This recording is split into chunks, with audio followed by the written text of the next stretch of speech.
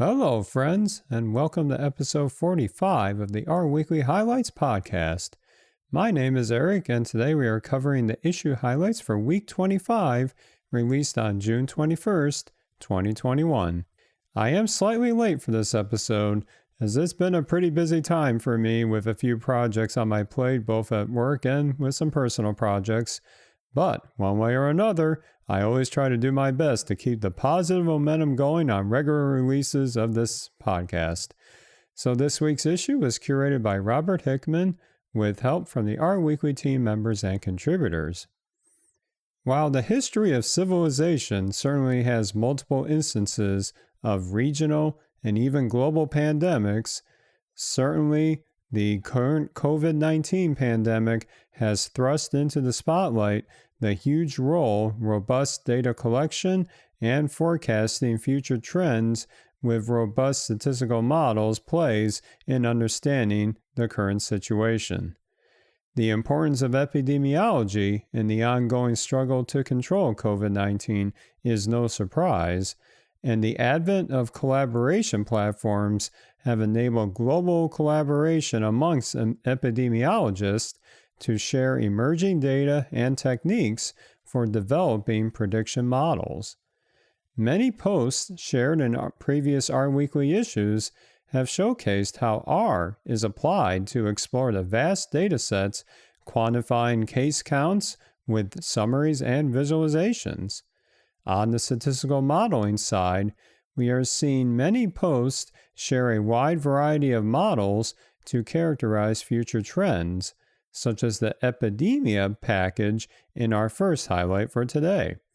Authored by PhD student James Scott and statistics professor Axel Gandhi from the Imperial College in London,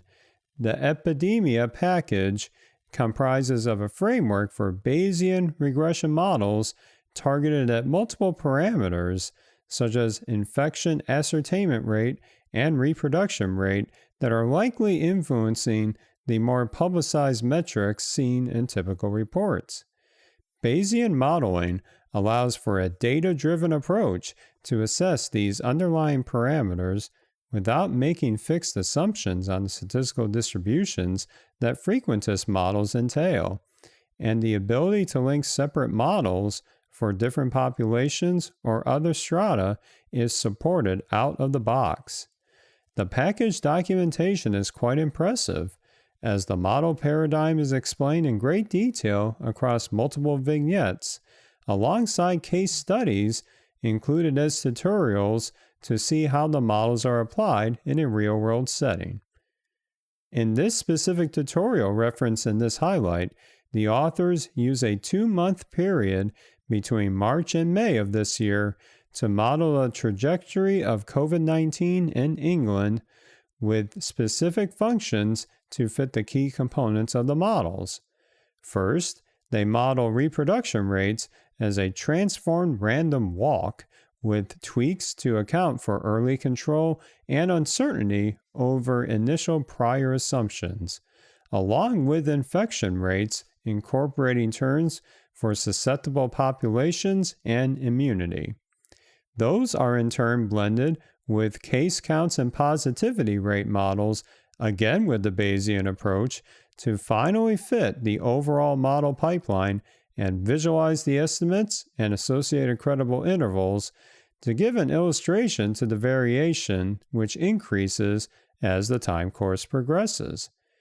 Here we see in the vignette another selling point for Bayesian models, in that it is straightforward to assess model performance and basic inferences using the posterior distributions produced in the modeling process. I have only scratched the surface for what this package is capable of, but I view this as an excellent resource for those that are new to Bayesian models in R to learn through a very relatable set of examples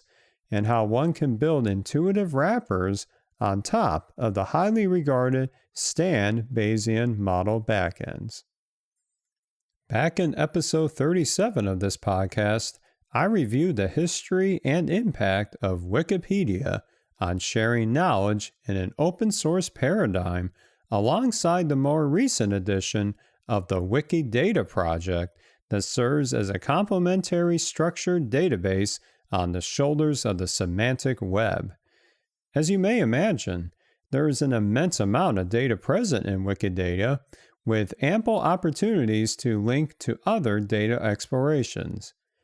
As we have covered often in these highlights, one of the best ways to learn the ins and outs of a new platform is to build a proof of concept yourself with real-world examples, which is neatly illustrated in our next highlight today.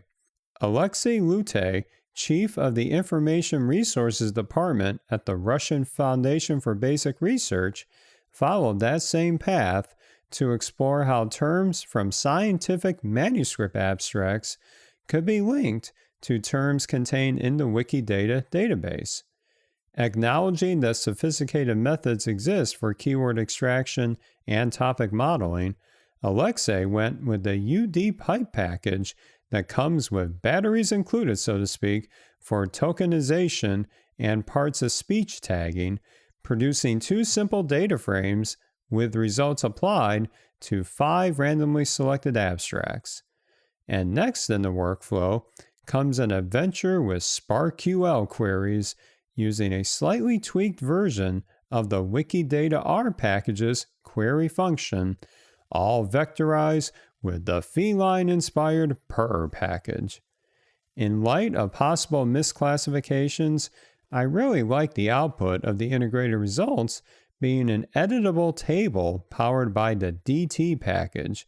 a technique I have used quite a bit in my recent Shiny apps to give a controlled yet customizable path forward for users to correct or remove entries as needed. Lastly, this is another recent entry to the catalog of Distill-powered blog posts, and the simple yet clean aesthetics are very pleasing to the eyes, complete with collapsible code blocks throughout the post. Our last highlight today promises to be a new and accessible approach to applying deep learning in easier ways. Back in episode 31, we learned of a new package in the R ecosystem called Torch, serving as a wrapper to the C++ library of the same name for training and evaluating neural networks in a similar fashion as TensorFlow. The history of TensorFlow is well documented in the AI ML space, and one key development that led to wider adoption was the creation of Keras as a more user-friendly API, not too dissimilar to the goals of the Tidyverse for data analysis workflows. While Torch has gained traction amongst the R community across different paradigms, such as being the backend of domain-specific packages, there has not been a Keras equivalent on top of Torch until recently with the initial release of the Luz package, announced by software engineer Sigrid Kidiana on the RStudio AI blog. In the aforementioned episode 31 highlight, the example code to implement Torch with time series datasets illustrated the overall required structure of a Torch-powered analysis, such as looping over epochs and ensuring that updates to model training and validation sets are carried out in the correct sequence, not to mention defining the specific devices that need to hand off various sets between training and testing. While these requirements are not insurmountable, it may increase the barrier of entry for those who are diving into deep learning for the first time. Using the often cited dogs versus cats data from Kaggle, the case study in this blog starts with a fairly standard data importing and model definitions, which are no different than the typical Torch setup. At the next step of model training, the Luz package takes the stage by taking on the verbose definitions of compute devices and explicit handoffs between GPU and CPU with simple functions called setup and fit, plus optional domain-specific calls for further customization of hyperparameters. The final step is to run a general predict call on the trained model fit which should be quite familiar to those with basic experience in statistical learning within R. Another great usability enhancement discussed at the end of the post are a collection of callbacks that allow you to obtain key metrics like model weights during the training process, as well as activate certain events like stopping the training process when the model performance plateaus. While it can be an adventure to try and keep up with the massive developments happening, I'm excited to see another advancement in usability as demonstrated with LUZ in the continued evolution of deep learning applications across the data science spectrum. And those are your R Weekly highlights for today. As always, I include the link to the full issue in this episode's show notes, in which you will be able to peruse additional showcases of R in the realms of data science and statistics, such as using the profit package to forecast stock prices over time, how to create hex maps with the DHB-INS package with housing affordability in New Zealand, a technical journey to implement server-side MathJax rendering, and much more. This is a good time to remind that each R Weekly issue has a dedicated section for upcoming conferences, and it is hard to believe that useR 2021, which is being held virtually this year, is right around the corner. The full conference program is recently announced, and yours truly will have a talk on the very last day on using open source software to level up your production of R media content in many forms, and I'm actually finalizing my presentation materials as I speak. Have a great week, and we will be back with another batch of R Weekly highlights next week.